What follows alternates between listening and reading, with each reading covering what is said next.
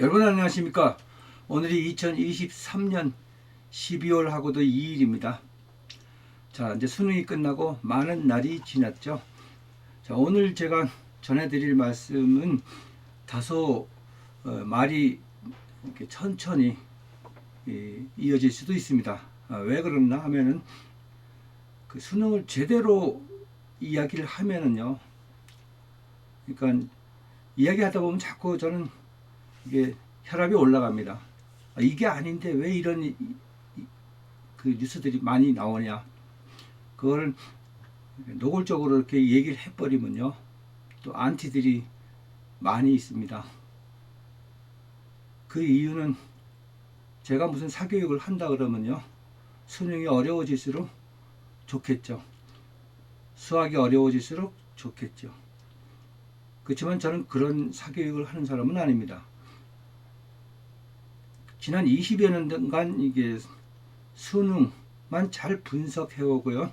아이들에게 정확한 공부 방법을 전달해 왔던 사람이거든요. 그래서 자, 이번 수능이 끝난 날 첫 그 반응은 불수능이다. 이런 이야기가 퍼지기 시작했습니다. 특히 수학,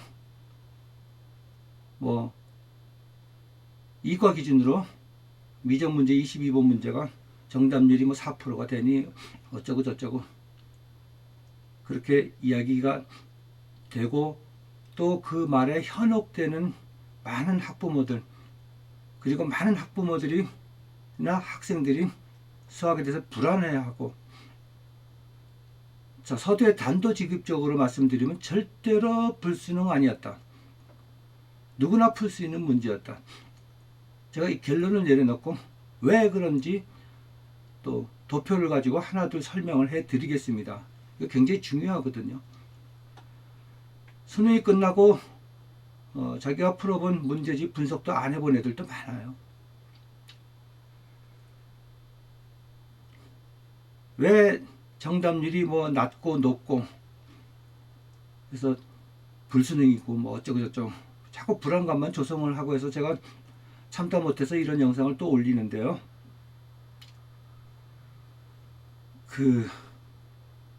여러분들 그렇게 되면요, 아이들 수학 공부를 망치게 됩니다. 그래서 그것 때문에 사실 초등학교하고 중학교 때 학생들 이렇게 하라고 지금 멤버십으로 하고 있거든요. 제가 장담을 하는데 멤버십에서 제가 하라는 대로 잘 따라오면요, 절대로 수학 때문에 걱정하거나 고민하는 일은 거의 다 사라질 것입니다. 다들 불수능이라고 그랬지만요, 이과 기준으로 탐구 영역 2과목 다 만점 받은 애들도 많아요.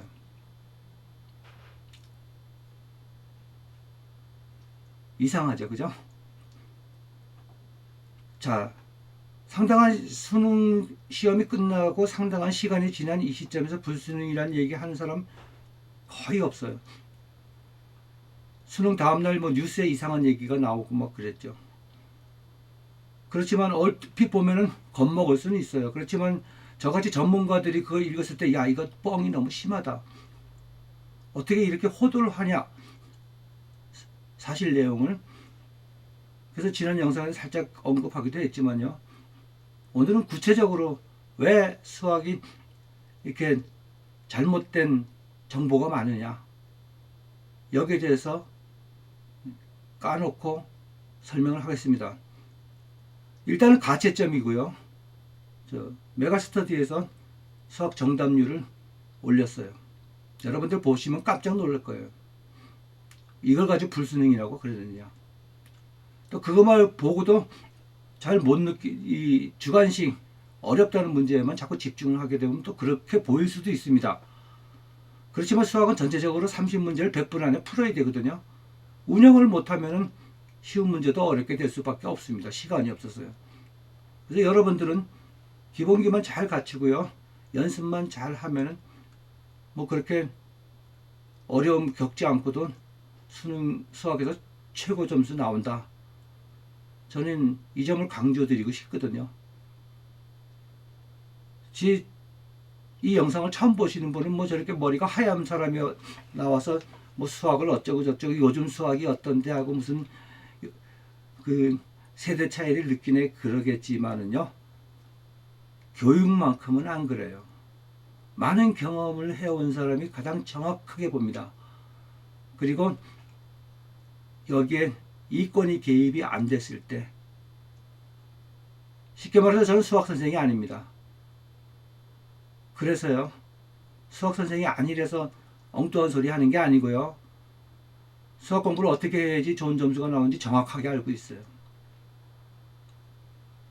이 점에 대해서 일단은 이번 수능의 전체적인 그 아이들의 성향, 그리고 문제 난이도, 그리고 정답률, 오답률, 또 거품, 이런 것을 도표를 보고 설명을 드리도록 하겠습니다. 자, 도표 보고 설명을 드리도록 하겠습니다. 자, 이 도표가요, 이번 수능 수학을 정답률을 분석해낸 결과입니다. 물론 가채점이지만요, 거의 그 최종적인 결과나 비슷하다고 보시면 돼요.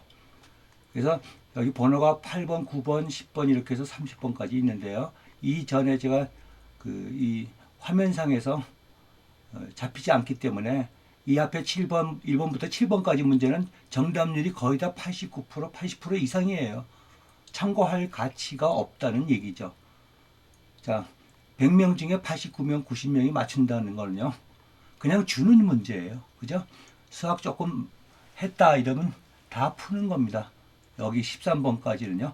그래서 14번에 상 이래가지고 하나 찍혔는데요. 실질적으로 상이 아니라 상보다 좀 더 높은 건데 이렇게 상이라고, 이거 제가 왜 그런지 설명을 드릴 거고요.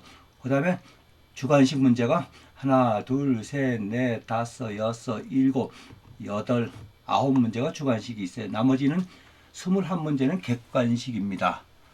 자, 미리 말씀을 드리지만요, 객관식은 풀어서 맞춘 애들도 있고 찍어서 맞춘 애들도 있습니다. 그러면 찍은 애들의 그 확률이라는 게 있거든요. 대충 한 수치상으로 뭐 20%가 아니고요, 18%라고 보시면 됩니다. 그래서요, 여기 14번을 보시면 여기 정답률이 38% 이렇게 돼 있죠. 38%. 여기서 찍어서 맞춘 애들 18명을 빼면 이 문제를 푸는 애들은 20%에 가깝다. 거의 3등급이 넘어가죠. 그런 애들도 다 풀 수 있는 게 이게 상해 문제래요. 예전 같으면 이런 말을 못 꺼냈죠. 그렇죠? 적어도 10% 안쪽이 돼야지 상이라 그랬겠죠. 그 다음에 중하, 하하, 중상, 웬만큼 공부했다면요, 다 푸는 문제예요. 자, 미리 말씀을 드리지만 지금 수학을 선행을 하느라고 초등학교 때 뭐 고등학교 미적을 했니, 거의 다 그렇거든요. 중학교 때 다 수학을 끝냈니, 그 애들 다 어디로 갔어요? 지금 발표로 뭐 신문지상에는 뉴스에 뭐 올해는 수학이 어려워서 만점자가 없을 듯, 이런 이야기가, 어떤 사람이 어떤 기준으로 그런 헛소리를 퍼뜨리는지 모르겠으나 문제를 보세요. 여기서 판단할 그 1차적인 판단이 하하, 중, 그 다음에 상이 하나 있습니다. 이거 정답률 주관식이죠. 이거는 찍어서 할 수가 없죠. 25라는 수치를 만들어내야지 맞추는데 이것도 44%예요. 막말로 절반의 아이들은 풀 수 있다는 거예요. 반에서 반은 푼다. 그 다음에 22번에 최상에서 5%. 자, 최상급이라고 하는 문제는요, 1% 안에 들어가야 돼요. 사실은요. 옛날에 킬러 문제들 1%. 5%는요, 수학 등급에서 4%까지 1등급이니까요. 많이 푼다는 얘기예요. 그렇죠? 내 아이가 1등급에 해당되는 아이쯤으로 수학의 실력을 길러놨다 그러면 이거는 무난히 다 풀어내는 문제예요. 그 다음에 또 하가 또 있습니다. 자, 일단 주관식에서요, 정답률이 89%, 95%, 뭐 이렇습니다. 다 푼다는 얘기예요. 그리고 중상이라 그래서 절반은 풀고요. 상이라 그래서 절반 풀고요. 이런 문제들이에요. 주관식 문제라는 게. 여러분, 주관식 문제라는 건요, 제가 봤을 때 따로 만들지 않습니다. 그냥 보통 문제를 5가지 선지로 없애고 수치로 써내라. 이런 거 할 때는 물론 답이 29.5 이렇게 나오는 건 안 하겠죠. 그죠? 정수로 딱 나오는 거. 그래서 많이 물고 뜯고 씻고 하는 게 바로 22번 문제. 최상 해봤자 정답률이 굉장히 높다. 5%. 한 문제 빼놓고. 여러분들 수학에서 한 문제 틀렸다 그러면 대성공했다 그러죠. 좋다 이거예요. 이거 틀렸다 치고 나머지는요, 8% 2등급 안에 드는 애들, 이건 3등급으로 넘어가는 애들 또 다 풀 수가 있는 문제들입니다. 제 말이 잘못됐나요? 최상이라는 게 여러분들 학급에서 최상위권이 15%예요. 1% 정도 돼야 최상위급이라고 감히 얘기를 하겠죠. 그죠? 100명에서 1명. 이게 최상위래. 15%가 2등급이 넘어가는 거하고 2등급하고. 자, 이렇게 봤을 때 모든 문제가 정답률 좀 보세요. 쭉 90, 54. 적어도 웬만큼 좀 공부를 했다 그러면 어렵다. 이거 객관식에서요. 27번에 객관식에서 37%에서 18%. 이게 좀 어렵겠죠. 그죠? 19% 나옵니다. 그렇지만 이거보다는 쉬워요. 여기서 찍어서 맞춘 애는 빼야 될 거 아니에요. 그죠? 2등급 넘어가는 애들도, 그러니까 1등급이 4%, 2등급이 11%니까요. 2등급 넘어가는 애들도 다 푼다. 수학으로 봤을 때는요. 지금 그런 문제로 쫙 이어져 있습니다. 여러분 수학 한 문제 좋아. 이거 하나 틀렸다 치더라도 하나 틀리고 다 맞을 수 있는 문제는 그럼 왜 이런 일이 벌어졌느냐? 여러분들 책이 없어서, 유명한 수학 강사가 없어서, 문제집 좋은 게 없어서 이런 결과가 나왔을까요? 그 많은 수학을, 그 고민하는 거 초등학교부터 난리를 쳐가지고 중학교 때 고등학교 수학 다 끝내놓고 그리고 해서 진짜 뭐 막말로 개나 소나 다 맞추는 문제에서 틀리고 이런 일이 왜 벌어졌을까요? 자, 이 문제만 해결되면은 여러분들은 수학에서 재수 없으면 한 문제 틀리는 걸로 귀결이 된다. 저는 이거 장담하거든요. 그렇잖아요. 그러면 수학에서 좋은 문제지, 좋은 강사 다 필요 없고요. 어떻게 공부를 해야 되느냐? 그 부분에 대해서 다시 얼굴을 보이고 설명을 드리겠습니다. 자, 시험 결과를 잘 분석을 해드렸는데요. 믿기지 않으시려도 제 말을 믿는 게 현명할 겁니다. 자, 결론부터 말씀을 드리면요. 수학을 잘 하려면 지금 예비 고2든가 예비 고3이든가 또 삼수든가 또 꿈이 커서 N수까지 간 학생들 수학이요. 한 권에 잘된 완성도가 뛰어난 문제지를 제대로 풀으면 좋은 점수가 나옵니다. 이 제대로 푼다는 게 어떤 이야기인가 하면요. 완성도가 뛰어난 문제들로 꽉 찬 참고서가 있겠죠. 기본서. 거기에는 문제마다 연산 과정이 쭉 있습니다. 우리가 그 공부를 하고 입시 공부를 한다 그러면 자꾸 어려운 수학 풀면서요. 계산 과정은 일단 무시하고 답만 맞으면 된다. 이 문제를 푸는 데는 이렇게 보고 이렇게 풀고 쉽게 풀고 여기에 익숙해지는 게 아니고요. 모범 답안. 원래 누구든지 보고 내용을 알 수 있는 이게 이렇게 되는구나 하는 모범 답안이 잘 되어 있는 문제지의 계산 순서, 풀이 순서를 그대로 답습을 하는 거예요. 그러면 한 권의 문제지 안에 있는 수많은 문제들이 그 안에서 수능 문제를 풀 수 있는 연산 과정이 거의 다 중복이 됩니다. 이 중복이 되고 겹친다는 걸 제 말이 믿기지 않으면요, 자기가 틀렸던 문제 해설 강의를 들어보세요. 그러면 선생님이 쭉 칠판에다가 써주는 계산 과정이 있어요. 그걸 딱 보세요. 내가 다 한 번씩은 했던 계산 과정입니다. 이해 가시나요? 그렇지 않다면 그거 들어도 이해가 안 갈 거예요. 수학에 문제가 많다는 얘기죠. 많이 준비를 해야 된다는 얘기죠. 그런 경우는. 그렇지만은 자기는 열심히 공부를 했는데 왜 이렇게 점수가 안 나왔을까? 한번 해설 강의를 들어보세요. 다 배운 내용이에요.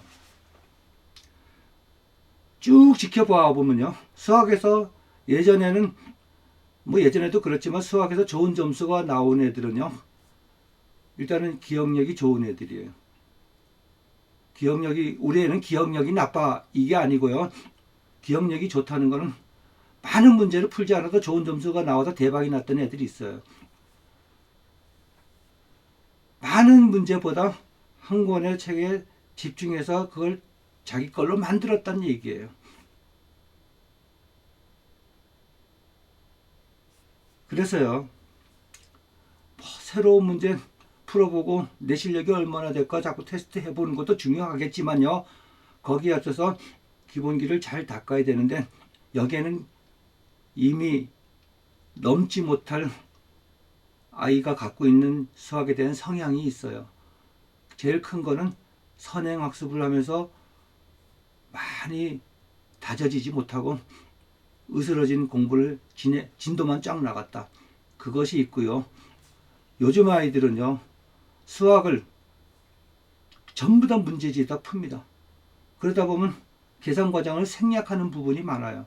생략한다는 건 머릿속으로 암산을 해서 자꾸 넘어간다는 얘기예요. 이게 만연이 돼 있어가지고요, 자기가 답을 내놓고도 수학만큼 자기가 풀었으면 정답을 확신하는 과목이고 확신하는 문제거든요. 그런데도 불구하고 확신을 못하는 애들이 굉장히 많아요. 이건 답을 맞춰보면 알아요. 자, 불러봐. 답 25번 답 불러봐. 이러면 예전에 애들은 25번 답 32 이랬는데 요즘 애들은 답 32 이래요. 이거는요, 연습장에다가 디테일하게 쫙 풀어서 정확하게 해오지 않았기 때문에 이런 일이 벌어졌고요. 자, 아까도 보다시피 22번을 맞힌 애들이 그럼 다른 문제 80% 정답률 90% 막 50% 되는 걸 그럼 다 풀었느냐? 풀었죠. 근데 거기서 또 틀린 애들이 굉장히 많아요. 22번을 풀어놓고. 왜 그런가? 왜 그럴 것 같아요? 하나하나 계산 과정을 빼먹고 했기 때문에 그런 일이 벌어집니다. 그렇게 연습을 해왔기 때문에. 틀리면 18번 너 이거 틀렸어? 하는 순간에 아차 싶어서 다시 풀으면 다 맞춥니다. 이게 지금 아이들이 열린 교육을 받으면서 그쪽으로 안 좋은 내공들이 많이 쌓여 있어요. 이걸 깨줘야 되거든요. 이거는 깰 수 있는 방법은 부모님이 짚어주는 방법밖에 없습니다. 가장 효율적이고요. 그래서 제가 초등학교 때부터 수학을 제대로 다지고 가라. 그래서 멤버십을 해서 초등학교, 중학교를 해놨는데요. 가장 효율적인 방법은 부모님이 한 문제 한 문제 답 맞춰주는 게 제일 좋습니다. 그리고 계산 과정을 제대로 했는지 건너뛰지는 않았는지 이건 보면 알아요. 답지하고 대조를 해보면요. 또 어떤 문제집은 답지가 굉장히 부실합니다. 이건 알겠지 하고 많이 생략하고 요지만 딱 잡아놓은 그런 문제 말고요. 보면 디테일하게 쫙 풀어놓은 게 있습니다. 또 어떤 강사에 좋은 문제를 풀어준다고 유명한 강사 막 풀어주면요, 그거 이렇게 듣고 다 이해 갑니다. 그건 강사의 능력이고 아이는 그냥 구경 한번 잘하는 거예요. 그럼 그 연산 과정을요, 그대로 공부 수업 시간에 같이 베꼈으면서 먼저 계산해보고, 이렇게 아니구나 하고 뭐 이렇게 시행착오도 그 안에서 범위 내에서 겪으면서 정답을 도출해내는 그 훈련을 제대로 해야 되는데요. 요즘은 노트 필기까지 다 해가지고 강사가 줘요. 그럼 애들은 뭐예요? 영화 구경하는 것도 아니고요. 개콘 보는 것도 아니고. 이거 부모님이 고쳐주지 않으면 힘듭니다. 자, 수학 못하는 아이들은 없다고 봐요. 적어도 교과 과정에서 배우는 수학만큼은요. 우리가 경지 수학은 어렵죠. 그건 재능이 있는 애들이 하는 거고요. 자, 이번 수능을 딱 봤을 때 앞으로 수능도 이 범주 내에서 처음에 모르는 사람들은 불수능이네 햇소리 했지만 시간이 지난 이 시점에 왔을 때 제가 봤을 때는 공부한 애들, 많이 한 애들, 그거보다 덜한 애들, 그거보다 좀 더 덜한 애들이 받을 수 있는 그 난이도를 조절을 잘 해놨다고 봐요. 뭐 열심히 한 애들은 만점이 나오고요. 어쩌다 실수 있어 하나 틀릴지언정요. 난이도 보세요. 아까 설명드린 거. 그런데 더 중요한 게 있습니다. 수학을 할 때 자꾸 답을 1시간이 걸려도 2시간이 걸려도 난이도 있는 문제 접근하면서 답을 도출해내면 이게 수학적 재능이 수학적 능력이 생길 거다고 착각을 하기 때문에 연산의 스피드 굉장히 중요하거든요. 정확도. 요즘 아이들에게 이게 제일 부족합니다. 수학적 그 머리가 부족해서 그런 게 아니고요. 계산하는 과정에 스피드 있게 쫙 하는 거하고 그 스피드에다가 정확도까지 있으면 수능 수학 만점 나와요. 그러면 주관식 문제가 9문제예요. 아이고 주관식 어렵다는 선입감이 딱 들죠. 어렵긴 뭘 알아요. 직분 객관식이나 진배 없는데요. 단지 자기가 답을 써야 된다는 거. 그러면 안 하던 거 계산 과정 일단 겁먹고 계산 과정 꼼꼼히 한다고 하는 게 3분에 풀린 문제를 5분에 푼다는 얘기예요. 그러니까 5분, 5구 45분이에요. 9문제 푸는데. 그럼 나머지 55분에 21문제 풀어야죠. 뭐 그 정도만 해도 양호해요. 5분이 더 걸린다는 얘기죠. 그것보다도요. 89%, 80%, 70% 넘는 문제들은 2분 안에 풀어야 돼요. 여기서 버벅거리니까요. 2분 안에 풀어야 될 문제 잘 생각해 보세요. 21문제 객관식 평균 2분에 한 문제씩 풀어도 42분이죠. 58분이 남습니다. 58분에 9문제를 풀어야 돼요. 그러면요. 연산의 스피드와 정확도가 결여된 애들은요. 풀다가 시간이 모자라가지고 풀 수 있는 문제 못 풉니다. 제 말 잘 이해하셔야 돼요. 그럼 이 습관이 언제부터 생기느냐? 초등학교 때부터 선행이 중요한 게 아니라 이 습관을 잘 잡아줘야 돼요. 잘 잡아주면 무난해집니다. 적어도 수능 문제 출제할 때는요. 출제진들이 요건 2분, 요건 3분, 요건 3분 50초 정도면 다 풀 수 있어. 시간까지 재서 정확하게 100분 안에 풀 수 있는 문제만 골라서 딱 집어넣습니다. 예전에 애들한테 이런 문제 주면요. 진짜 좋은 점수 나와요.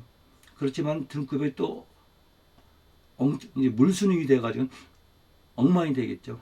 근데 요즘 애들은 이게 불수능이래. 왜? 연산의 스피드나 정확도가 떨어져 있으니까 애들 수준이 떨어져 있다는 그러니까 수학적 공부를 배웠던 내용이 예전 애들보다 덜하지는 않아요. 배우긴 배웠습니다. 그렇지만 연산의 스피드와 집중력이나 정확도가 다른 해 애들보다 떨어져 있기 때문에 전체적으로 30문제를 푸는데 문제가 생기는 거죠. 그러니까 이런 얘기 쏙 빼고 하면은 불수능이 될 수도 있어요. 요즘 애들한테는. 잘 이해 가시나요? 자, 제가 할 얘기는 다 한 것 같습니다. 그래서요. 자, 예비 고1이 지금 현재 고1 기말고사 열심히 치르게 있겠지만요. 이 친구들이 내년 가면은 2학년입니다. 2학년 때는 배우는 과목이 전부 다 수능 과목이에요. 이거 예전에는 제가 강조를 안 했는데요. 학교 공교육이 예전 같지 않아 가지고요. 2학년 때 수능을 못 끝내놓으면은 3학년 때 조율을 하고 이렇게 가야 되는데 2학년 때 많이 놉니다. 3학년 때 가서 하면 되지 뭐. 부모님도 뭐 내년에 가서 하면 되지 뭐 하고 가겠지만 그건 굉장히 안이한 생각이고 막상 3학년에 가면 수능하고 연관된 과목은 겨우 미적 하나 정도 있을까 말까예요. 현실이 그렇습니다. 그 다음에 예비 고3 이제 내년에 수능 이제 11월 달에 봐야 되죠. 이거 어떻게 운영을 해야 되느냐. 일단 들은 거는 불수능이다. 막 찾아다니겠죠. 뭐 그럴 필요 있나요? 교과과정만 제대로 하면 됩니다. 그것도 여태까지 부모님이 기대를 하고 아이도 기대했는데 그만한 성적이 못 나온 애들은요. 여태까지 해왔던 방법이 뭐가 잘못됐다는 얘기예요. 그럼 훌훌 털어버리고 진짜 타이트한 방법을 써야 되거든요. 이 타이트한 방법은 좋은 선생님, 좋은 책, 좋은 문제지가 아니고요. 부모님이 하나둘 확인해 보라는 거예요. 이거 어렵지 않아요. 누구든지 할 수 있는 겁니다. 단지 시간을 내야 된다는 그런 어려운 점 빼고는요. 누구든지 그 방법은 모르겠는데요. 그럼 저한테 컨설팅 받으면 되고요.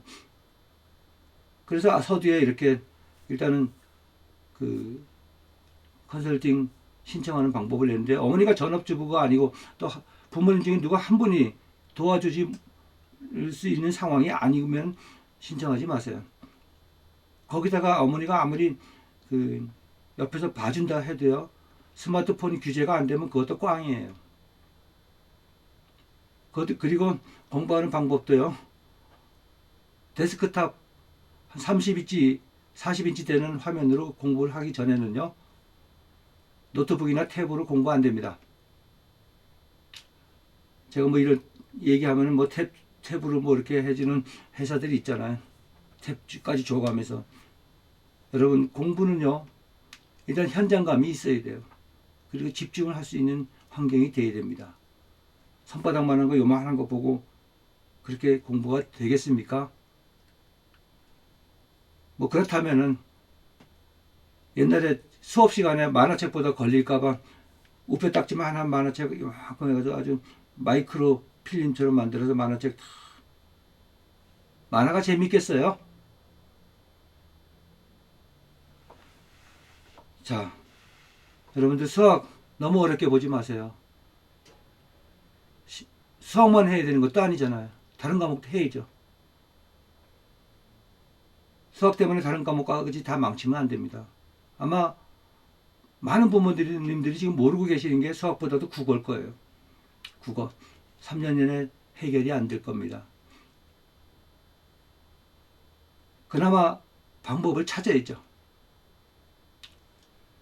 아무튼요. 부모님들 앞으로는 수능이 뭐 불수능이 이런 얘기 현혹되지 마세요. 일단 출제진들도 이번에 아주 안도의 한숨을 내리고요.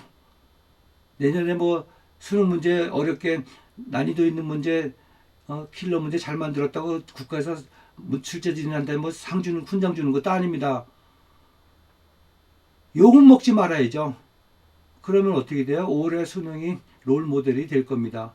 아 그래 이 정도에서 뭐 22번 갖고 또 10일 거는데 그거보다 좀 더 수월하게 자 이렇게 됐을 땐 아이들에게 요구되는 거는 연산의 스피드 하고 정확도밖에 없습니다. 제 말 잘 명심하시고요. 아이들 수학을 제대로 이끌어 주시기 바랍니다. 대단히 감사합니다.